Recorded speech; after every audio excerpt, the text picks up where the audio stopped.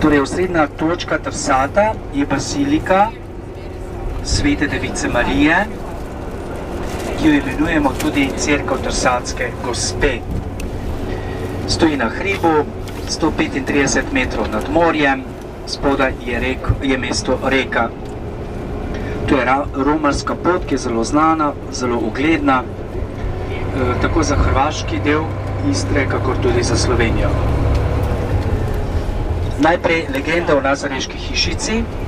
Nastanek romarske poti na Trsatu je povezan z legendo, ki pravi, da je leta 1291 bil čas, ko so angeli odnesli hišico Device Marije iz Nazareta, hišo, v kateri se je Mariji prikazal angel Gabriel in je oznanil, da bo postala Jezusova mati, in je angel to hišico prenesel na Trsatski hrib.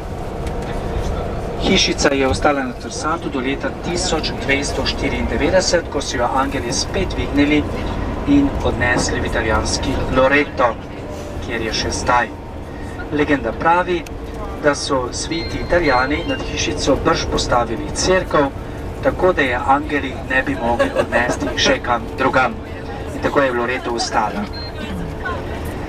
Zemljiški gospod Nikola Frankopan je osebno preveril dogajanje na Trsatu, poleg tega pa je poslal tudi poslance v Nazaret, torej v Galilejo, kjer so naši slovenski romari tudi prav v tem trenutku, v kraj, kjer je Marija spočela Božjega sina.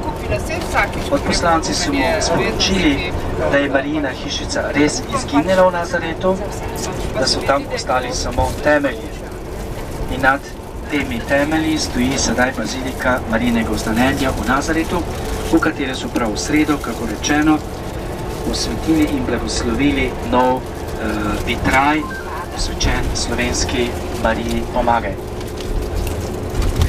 Ko je hišica izginila z Trsata, je dala družina Frankopan na tem mestu zgraditi kapelo, pozneje pa še cerkev. Cerkev so v naslednjih stoletjih večkrat prenovili in razširili, svoj današnji videz pa je dobila okrog leta 1824, torej pred 200 leti.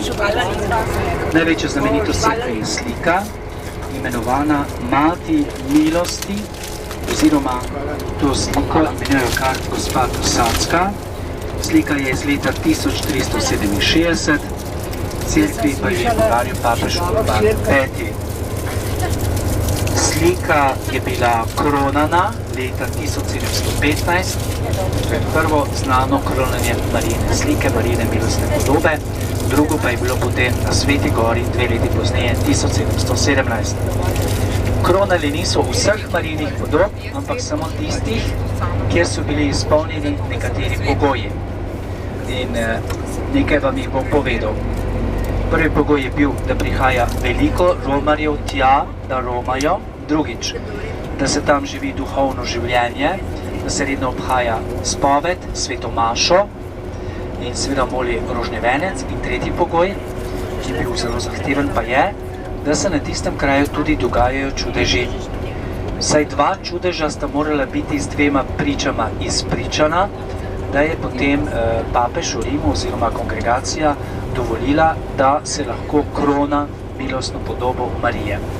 To pomeni, da se je na Trsatu vse to izpolnilo, 2 leti pozneje se je ista stvar izpolnila tudi na Sveti gori. Pročelje cerkve in njena notranjost. Na današnji cerkvi se prepletajo različni slogi in različna zgodovinska obdobja. Tako je na primer motiv šesterokrake zvezde, ki se pojavlja kar nekajkrat v okrasu pročelja, pravzaprav prikaz izvirnega grba Frankopanov, graditeljev cerkva, svetišča. Presenetila vas bo predvsem notranjost cerkve, saj v njem najdemo množico oltarjev in kapel.